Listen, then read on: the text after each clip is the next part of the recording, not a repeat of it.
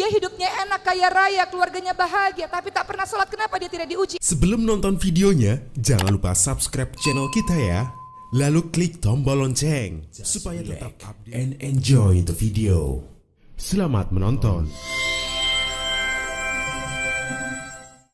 Baik, Assalamualaikum warahmatullahi wabarakatuh. Alhamdulillahi rabbil alamin, wabihi nasta'in ala umuri dunya waddin, wassalatu wassalamu ala ashrafil anbiya'i wal mursalin, wa ala alihi wa sahbihi ajma'in, amma ba'd. Rabbi shrah li sadri wa yassir li amri wahlul 'uqdatam min lisani yafqahu qawli. Apa kabar teman-teman sekalian?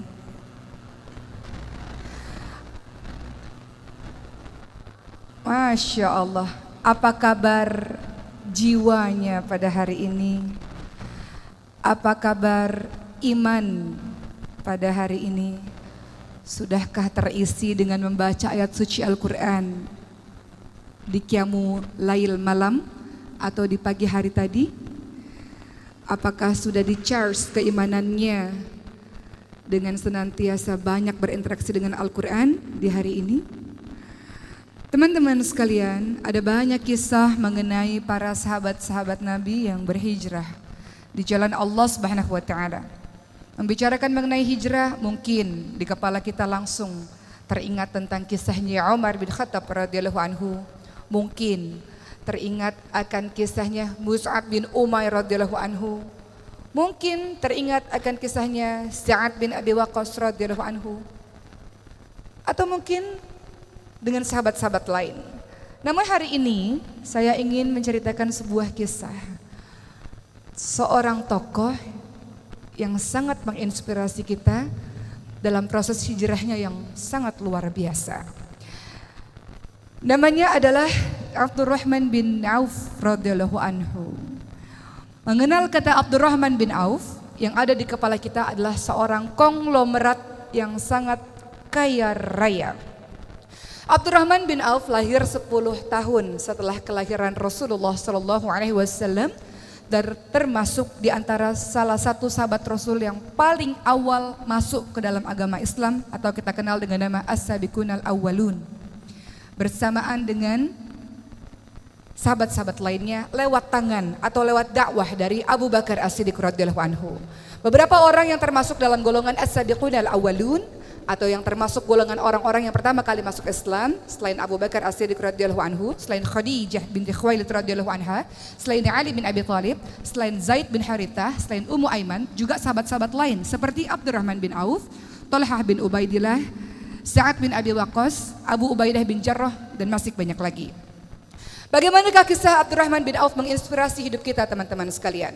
Ketika beliau pada akhirnya memasuki agama Allah Subhanahu wa taala, berhijrahnya secara kafah, secara menyeluruh. Tidak berhijrah secara setengah-setengah. Tidak mengambil ini aku mau lakukan, ini aku tidak mau lakukan, tidak. Beliau berhijrah bersama dengan beberapa sahabat lainnya ke Habasyah, sampai kemudian beliau berhijrah menuju ke kota Yathrib, Madinah pada tanggal atau tahun 13 kenabian. Proses hijrah inilah yang menginspirasi hidup kita. Beliau kaya raya luar biasa.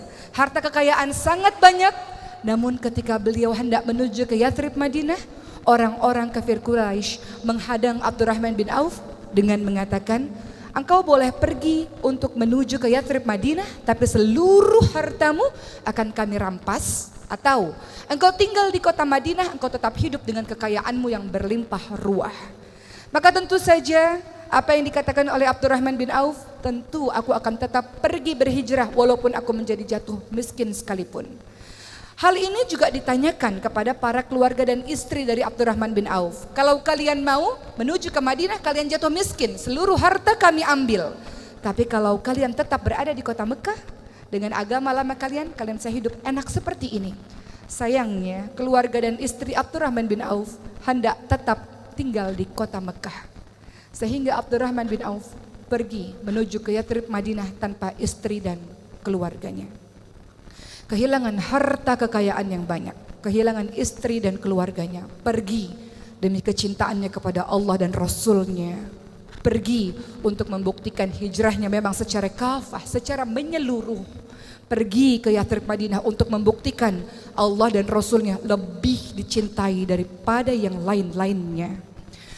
Maka sampai di kota Yathrib Madinah dalam keadaan tidak memiliki harta. Hartanya adalah baju yang dipakainya saja. Kemudian Rasulullah mempersaudarakan antara orang-orang muhajirin, orang Mekah yang berhijrah, dengan orang-orang yang Yathrib Madinah, atau kita sebut dengan orang-orang Ansor. Orang Ansor atau kaum Ansor yang paling kaya raya di Yathrib Madinah, namanya adalah Sa'ad bin Rabi' al-Ansari radhiyallahu anhu. Kaya raya. Kemudian Sa'ad bin Rabi' radhiyallahu anhu mengatakan kepada Abdurrahman bin Auf, "Wahai Abdurrahman, hartaku sangat banyak dan aku punya 2 orang istri. Saya tahu kamu jatuh miskin dan sendirian. Oleh karena itu saya berikan setengah harta saya untuk menolongmu, dan saya ceraikan 1 istri saya, istri yang baik, istri yang salihah. Tunggu masa iddahnya, setelah itu engkau bisa menikah dengannya untuk menemani hari-harimu." Apa yang dikatakan oleh Abdurrahman bin Auf dengan kebaikan yang diberikan oleh sahabat orang Ansor ini? Apa jawaban beliau? "Semoga Allah memberkahi dirimu, semoga Allah berkahi hartamu, semoga Allah memberkahi keluargamu. Cukup tunjuki saja kepada saya di mana jalan menuju ke pasar." Beliau menghargai kebaikan yang telah diberikan oleh Sa'ad bin Rabi', tapi beliau tidak ingin bergantung kepada orang lain. Beliau ingin berdiri di atas kakinya sendiri. Maka kemudian beliau menuju ke pasar, ke pusat bisnis yang ada di kota Madinah, dan beliau mulai berdagang tanpa modal. Beliau mencari peluang apa yang kira-kira bisa saya lakukan untuk menghasilkan, agar dengan penghasilan tersebut beliau bisa berdiri di atas kaki sendiri, tidak meminta-minta, bahkan mungkin harta yang dimiliki bisa untuk membantu agama Allah Subhanahu wa taala. Maka beliau mulai berpikir apa yang bisa dilakukan. Salah satu yang beliau lakukan adalah menjual barang dagangan milik orang lain.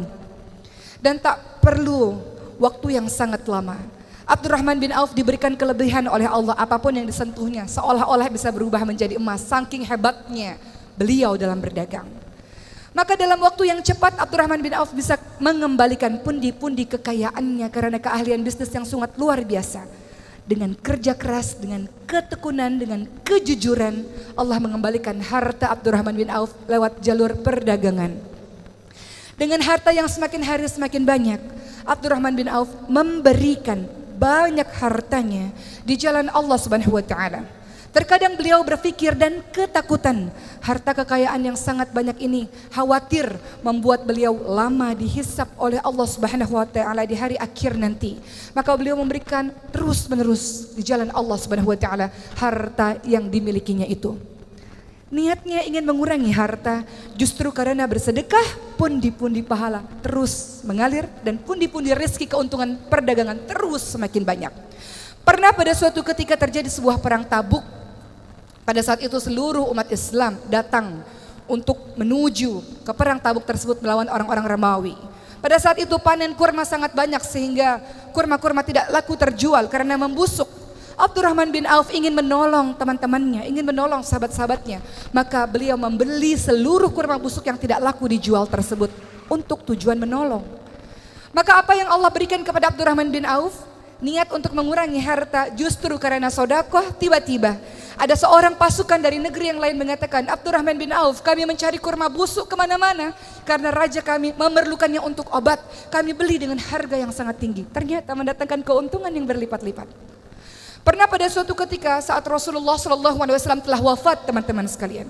Pada suatu ketika di kota Madinah yang tenang, tiba-tiba debu naik ke atas langit, tiba-tiba terdengar gegap gempita yang sangat luar biasa sampai semua orang keluar dari rumah dan mengatakan, "Apa ini?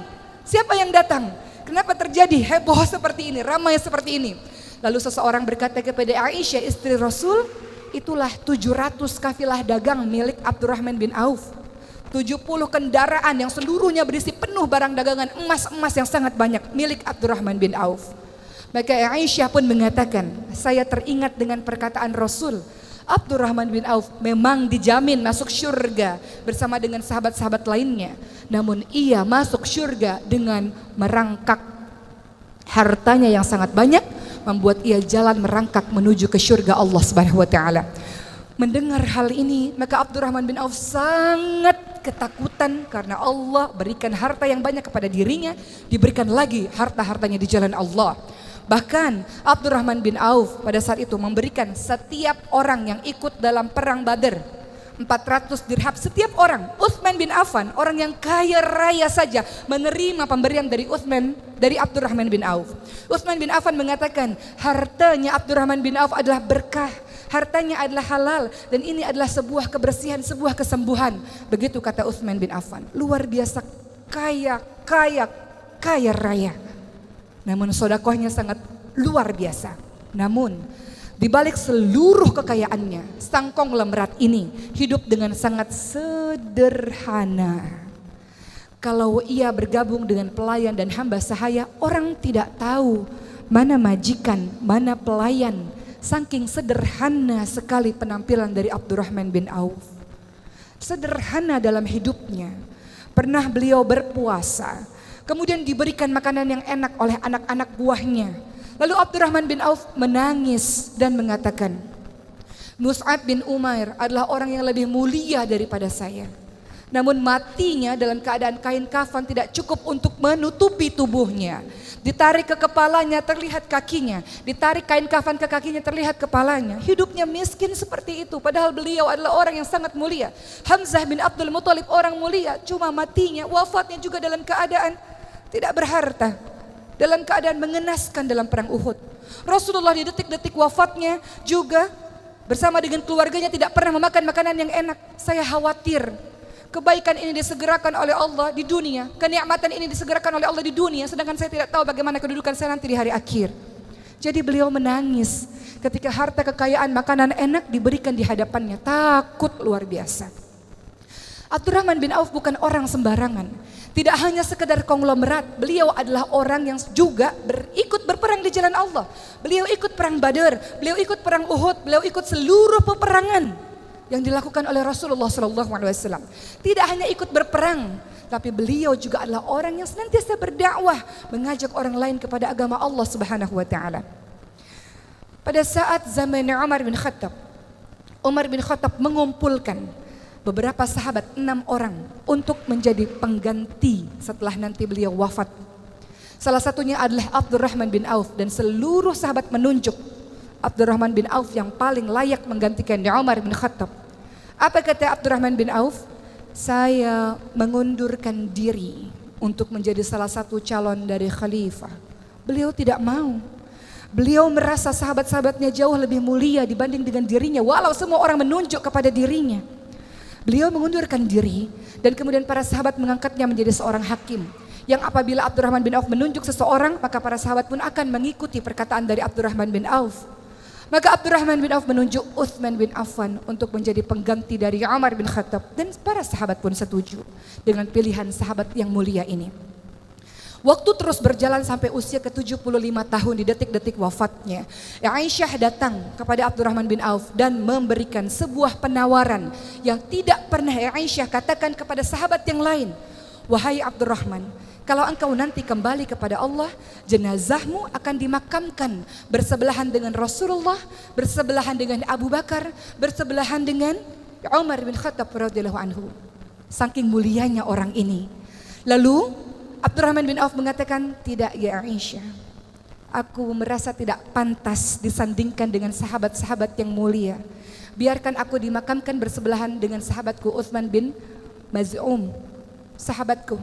Biarkan aku dimakamkan di tempat yang lain saja, tidak berdampingan dengan Rasulullah, Umar maupun Abu Bakar As-Siddiq radhiyallahu anhu. Dan beliau pun wafat dalam keadaan sebagai orang yang namanya dikenang sepanjang masa hingga hari ini. Abdurrahman bin Auf mungkin tidak sepopuler sahabat-sahabat lainnya, tapi begitulah kisah dahsyatnya yang terekam di dalam sejarah tinta emas, sejarah Islam yang luar biasa ini, teman-teman sekalian. Dari kisah Abdurrahman bin Auf kita mendapatkan banyak pembelajaran yang kita refleksikan dalam kehidupan kita yang sekarang. Abdurrahman bin Auf berhijrah di jalan Allah Subhanahu wa taala, mengorbankan banyak hal. Ia jatuh miskin mulai dari nol, ia ditinggalkan keluarganya, luar biasa. Namun kokoh berdiri tegak untuk berhijrah menjadi orang yang lebih baik. Ia meninggalkan kampung halamannya, ia meninggalkan orang-orang yang dicintainya demi kecintaannya kepada Allah dan Rasulnya. Maka sepanjang hidup kita memang tugas kita adalah berhijrah. Kenapa? Karena diri kita dari hari ke hari harus menjadi diri yang lebih baik dari hari sebelumnya. Dan itu adalah hijrah. Minadz dzulumat ilan nur, dari kegelapan menuju kepada cahaya Allah. Minal jahiliyah ilal hidayah, dari kebodohan menuju kepada hidayah Allah Subhanahu wa taala. Dari malas menjadi semangat, dari bodoh menuju ilmu, dari dada yang sempit menuju dada yang lapang. Hijrah. Namun dalam setiap proses hijrah tidak mudah. Harga syurga sangat mahal. Tidak bisa dimasuki oleh orang-orang yang tidak terbukti pengorbanannya di jalan Allah Subhanahu wa taala. Perhatikan surah Al-Ankabut ayat 2. Ahasiban nasu ayyutraku ayyakulu amana wa hum la yuftanun. Apakah kamu semua mengira akan dibiarkan begitu saja ketika mengatakan saya beriman, saya berhijrah, saya jadi orang baik, saya mau menjadi orang yang lebih taat, sementara kamu semua tidak diuji. Begitu kata Allah. Maka Allah akan memberikan berbagai macam ujian di dalam kehidupan kita, dalam proses kita ingin jadi orang yang lebih baik. Walanabluwannakum bisyai'in minal khaufi wal ju'i wa naqsin minal amwali wal anfusi wath thamarat wa basyirus sabirin. Allah pasti akan menguji kalian semua dengan ketakutan, kata Allah, dengan kelaparan, dengan kekurangan harta, kekurangan jiwa. Ada orang-orang yang kita cintai akan Allah ambil, cabut nyawanya untuk kita merasa kehilangan. Dan Allah akan uji dengan kekurangan buah-buahan. Bisa saja engkau berkebun kemudian engkau tidak panen, atau bertahun-tahun engkau menikah tidak dikaruniai buah hati. Ujian. Wabasyirus sabirin, beritakan kabar gembira untuk orang-orang yang sabar. Sabar dalam proses hijrah ini. Sabar dibagi menjadi 3. Sabar dalam menghadapi ujian Allah, sabar dalam menghadapi meninggalkan kemaksiatan, dan sabar dalam melakukan kebaikan-kebaikan. Alladzina idza asabatuhum musibatun qalu inna lillahi wa inna ilaihi raji'un. Orang-orang yang sabar, orang-orang yang paham, semua yang ada pada dirimu bukan milikmu. Hartamu bukan milikmu, kehebatanmu, ilmumu bukan milikmu, Allah yang berikan kepadamu. Kesehatanmu bukan milikmu, Allah yang berikan kepadamu. Sewaktu-waktu Allah bisa ambil mendadak begitu saja, dan engkau harus siap. Inna lillahi wa inna ilaihi raji'un. Bahwa semuanya milikmu ya Allah, engkau ambil sewaktu-waktu, kami siap ya Allah. Begitulah yang disebut sebagai orang-orang yang sabar. Abdurrahman bin Auf memahami hal ini, bahwa semuanya adalah bukan miliknya. Keluarganya bukan miliknya, Allah ambil. Hartanya bukan miliknya, Allah ambil. Kehebatannya dalam berniaga bukan miliknya. Maka dia bersyukur dengan ilmu kekayaan yang dia miliki, dia berkontribusi menolong agama Allah. Karena dia tahu semua bukan miliknya, sewaktu-waktu Allah ambil, Allah bisa ambil. Abdurrahman bin Auf mengajarkan kepada kita teman-teman sekalian, sabar dalam setiap episode kehidupan yang terjadi kepada diri kita, karena begitulah yang dinamakan sebagai ujian keimanan. Namun ingat, ujian bukan hal yang sedih-sedih saja. Perhatikan surah Al-Ankabut ayat 35, wahai manusia yang mengatakan kenapa dia tidak diuji? Dia hidupnya enak, kaya raya, keluarganya bahagia, tapi tak pernah sholat, kenapa dia tidak diuji? Itu ujian teman-teman sekalian. Kullu nafsin dha'iqatul maut wa nabluukum bisyarri wal khairi fitnah wa ilaina turja'un. Semua yang bernyawa mati. Apa yang engkau sombongkan, engkau akan mati. Dan Allah akan mengujimu dengan keburukan, kesedihan, air mata, keterpurukan. Juga Allah akan mengujimu dengan kebaikan, kekayaan, kehebatan, popularitas, jabatan yang tinggi, posisi yang hebat di mata masyarakat. Dan hanya kepada Allah lah kamu sekalian kembali. Maka bagi siapapun yang menyangka dia enak hidupnya tidak pernah diuji, sementara dia tidak sholat tapi Allah berikan kebahagiaan, dia adalah mengalami yang dinamakan dengan istidraj. jebakan dari Allah Subhanahu wa taala. Allah beri banyak kenikmatan kepadanya, dia lupa kepada Allah, tak bersyukur kepada Allah, Allah balas nanti di hari akhir. La in syakartum la azidannakum wa la in kafartum inna adzabi lasyadid. Kalau bersyukur, ilmu yang engkau punya bersyukur, berikan kepada orang lain. Kehebatan yang engkau punya bersyukur, berikan kepada yang lain. Harta bertumpuk-tumpuk yang engkau punya bersyukur, sedekahkan kepada yang lain. Allah akan tambahkan nikmat. Kalau tak bersyukur, azab Allah pedih. Allah bisa ambil sewaktu-waktu darimu dengan begitu cepat. Tapi kalau bersyukur, Allah tambahkan nikmat. Begitulah teman-teman sekalian. Maka sabar dalam proses hijrah ini. Dan hijrah bisa istiqamah teman-teman sekalian. Ketika pertama, innamal a'malu binniyat. Engkau niatkan betul-betul karena Allah, bukan ikut-ikutan tren, bukan karena teman ikut kemudian kita ikut, bukan. Niatkan karena Allah. Imam Malik rahimahullah mengatakan, segala sesuatu yang engkau lakukan karena Allah akan berketerusan. Allah bantu dalam proses hijrahmu. Tapi segala sesuatu yang engkau lakukan bukan karena Allah, Allah bikin dia putus di tengah jalan. Maka minta sama Allah, ya Allah, apa yang aku lakukan niatkan betul-betul hanya karenamu ya Allah. Niat karena Allah. Kedua, cari teman-teman yang bisa membantumu menuju ke jalan Allah. Engkau boleh berteman dengan siapapun teman-teman sekalian, tapi engkau harus bersahabat dengan orang-orang yang membuatmu taat kepada Allah. Engkau lihat wajahnya saja engkau merasa semakin taat kepada Allah Subhanahu wa taala. Perumpamaan orang yang menjual minyak wangi, kata Rasul, siapapun yang berteman dengan penjual minyak wangi kecipratan wanginya. Siapapun yang berteman dengan pandai besi kecipratan baunya atau apinya. Seseorang tergantung dengan siapa dia bergaul. Seseorang akan bergantung dengan agama teman-temannya.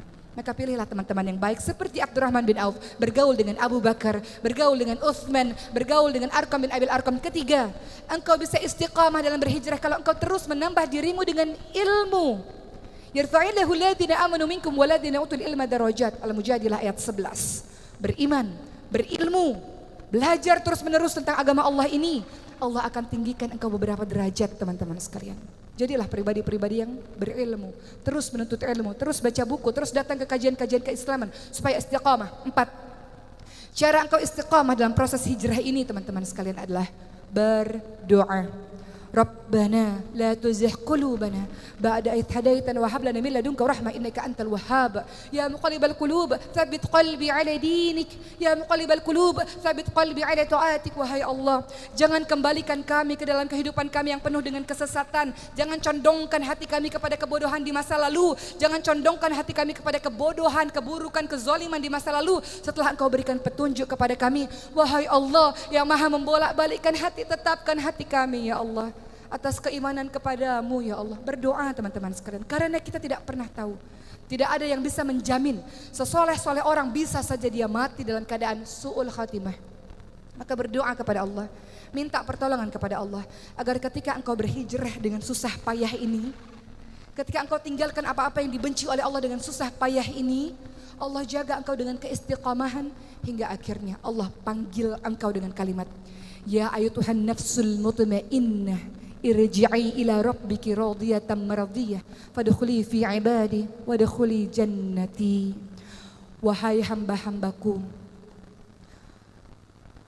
masuklah ke dalam golongan hamba-hambaku, masuklah ke dalam syurgaku. Wahai jiwa-jiwa yang tenang, Allah Subhanahu wa taala menginginkan agar jiwa-jiwa yang tenang kita ini, yang kita berharap termasuk dalam golongannya, dimasukkan ke dalam syurganya Allah Subhanahu wa taala. Allah ingin kita termasuk golongan hamba-hambanya yang dipanggil dengan kalimat wahai jiwa-jiwa yang tenang. Mati kita nanti, kita berharap husnul khatimah. Jiwa-jiwa yang tenang, yang ruhnya diambil oleh malaikat seperti kendi yang mengucurkan air dengan lembut, dan ruh itu dibawa ke langit dan pada akhirnya merasakan kenikmatan syurga Allah Subhanahu wa taala. Maka teman-teman sekalian, pada akhir tausiah saya pada hari ini, kita kembali mengenang kisah Abdurrahman bin Auf dengan keistiqamahannya, dengan tawadhu'nya yang sangat luar biasa. Tawadhu, rendah hati di hadapan Allah Subhanahu wa taala, rendah hati di hadapan para manusia-manusia lainnya. Jangan engkau berlaku sombong. Wa ibadur rahmanil ladzina yamshuna 'alal ardi hauna wa idza khatabahumul jahiluna qalu salama. Hamba Allah yang Maha Pengasih adalah mereka yang berjalan di muka bumi ini dengan tawadhu, dengan rendah hati, Dan ketika ada orang-orang jahil menyapa mereka, qalu salamah, ucapkan kalimat-kalimat yang baik, ucapkan kalimat-kalimat yang penuh dengan kesantunan. Jadilah hamba-hamba Allah yang menolong agama Allah sebagaimana Allah menolong kehidupanmu berkali-kali teman-teman sekalian. Jadilah seorang hamba-hamba Allah yang kokoh dalam keimanannya, sabar untuk jadi orang-orang baik, dan ajak teman-temanmu untuk menjadi baik bersama-sama. Karena engkau semua, kita semua digelari dengan kalimat kuntum khairu ummah ukhrijat linnas ta'muruna bil ma'ruf wa tanhauna 'anil munkar. Kamu sekalian adalah umat terbaik yang dilahirkan untuk manusia, yang punya tugas mengajak manusia lainnya kepada kebaikan dan mencegah manusia lainnya kepada keburukan. Selamat menjadi diri yang istiqamah, selamat menjadi diri yang sabar insyaallah, dan mudah-mudahan kita semua termasuk golongan hamba-hamba Allah yang masuk ke dalam syurganya Allah bersama para nabi, orang-orang yang siddiq dan orang-orang yang saleh insyaallah. Wabillahi taufiq wal hidayah. Wassalamualaikum warahmatullahi wabarakatuh.